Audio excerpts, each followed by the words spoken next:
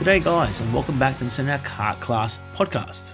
Today we're going to be discussing wet weather basic tips.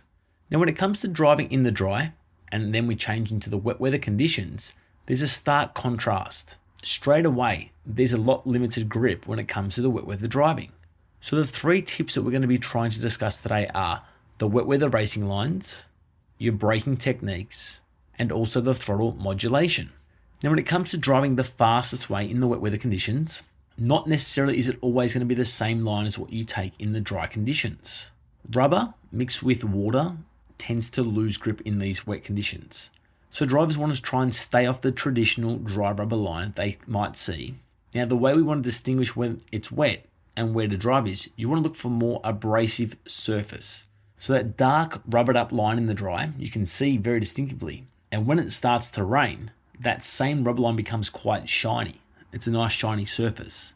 So when drivers are driving on the track, they want to start to look for that shiny surface and keep their kart away from that shiny surface. So whether that's going inside of the rubber line or outside of that rubber line, that should provide more grip in the wet conditions. Now, as we know, the biggest factor to going fast in the wet is grip and traction. So if we're on the right part of the track, this straight away gives us a lot more opportunity to go faster, but in more control in these conditions.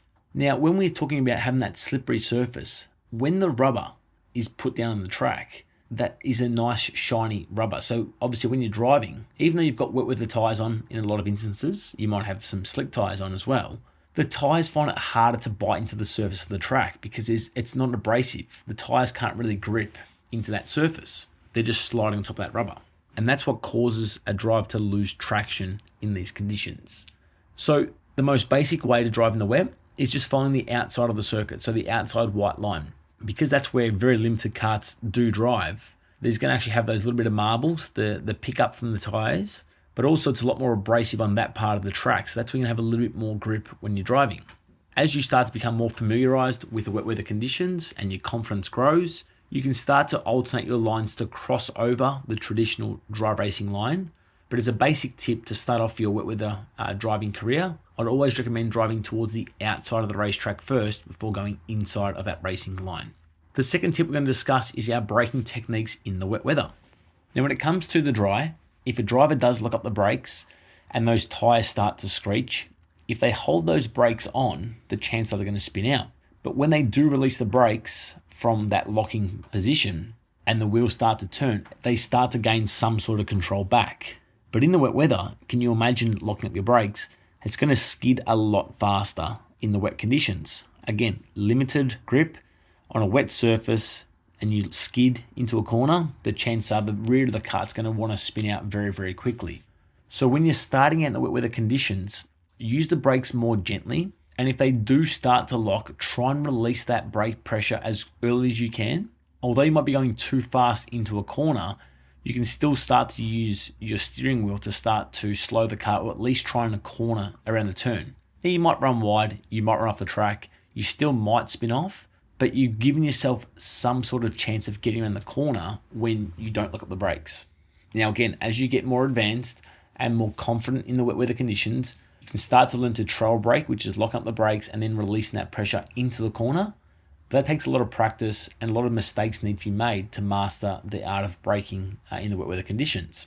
The last tip we're going to touch on today for our wet weather techniques is the throttle modulation. Now in the dry, with a lot more grip, you can, in most classes, you can plant the acceleration down very, very quickly. So once you brake, you might have a little bit of roll time and you get back on the gas at the apex. You can hit it quite aggressively. Yeah, the kart might slide out a little bit, but the chances of spinning out are a lot more minimal. Now in the wet, again, we're talking about that limited grip and the track's surface being so slippery. If we just hit the accelerator very aggressively, so all of a sudden we plant the accelerator out of the corner, the chance that we're going to incur a lot more wheel spin. Now, whenever you have more wheel spin, the chances of you spinning greatly increase. So we need to modulate the acceleration. We can start to accelerate quite aggressively. As soon as it starts to wheel spin, we want to just gently get off the accelerator and then start to reapply the throttle. Again, you will notice a little bit of wheel spin in the wet weather conditions, and a little bit of wheel spin is fine.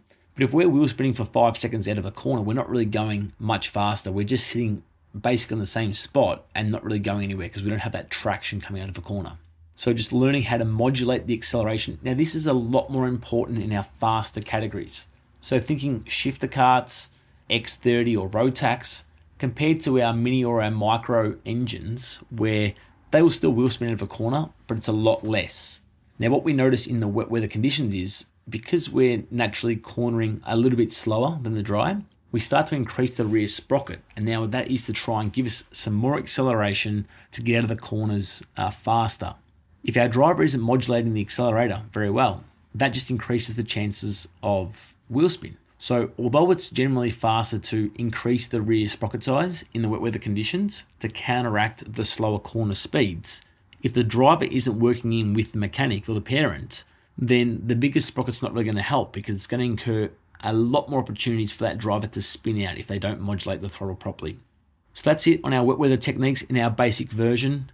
We hope these tips give you a little bit more confidence and also keep you on the track a lot more often in the wet conditions. I would say it's way more important if you can get out and practice in the wet over the dry.